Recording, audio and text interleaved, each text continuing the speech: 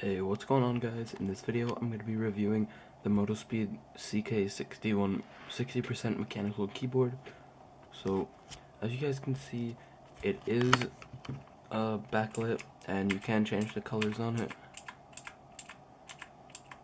and you can also change like what it does. And I bought this off eBay for $50, I believe, about $50 USD, so about 65 Canadian, and I really think it was worth the money.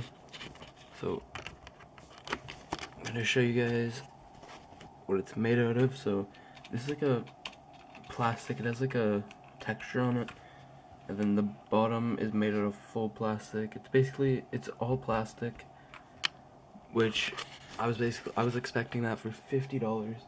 It was such a cheap keyboard, and I was gonna get the Ducky 1-2 Mini, but then I saw this and I like this more. I don't really like the colors of the Ducky 1-2 Mini, but here's the box that came in.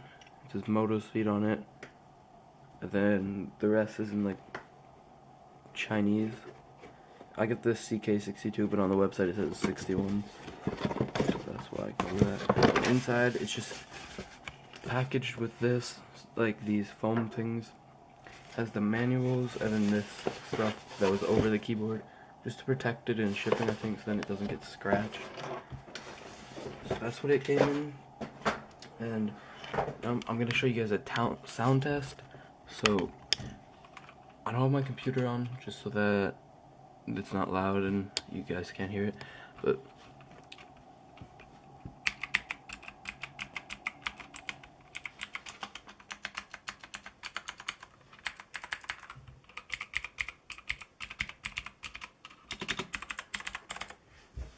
okay. Now here's me actually typing.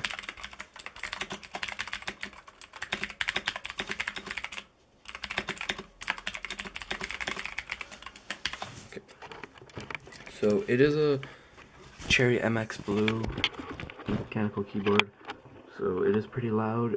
I don't know if they have other options like red switches or black switches, but that's the one downside. If you are recording videos, there is going to be that loud Cherry MX Blue in there, and you can just pop the keys off with your fingers.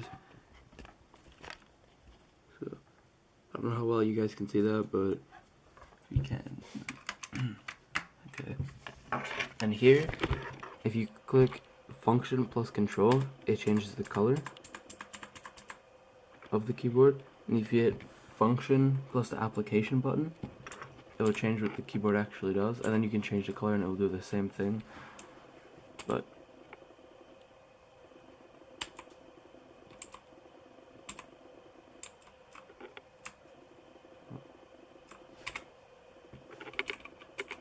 that's pretty cool. And they just have like a breathing effect, kind of.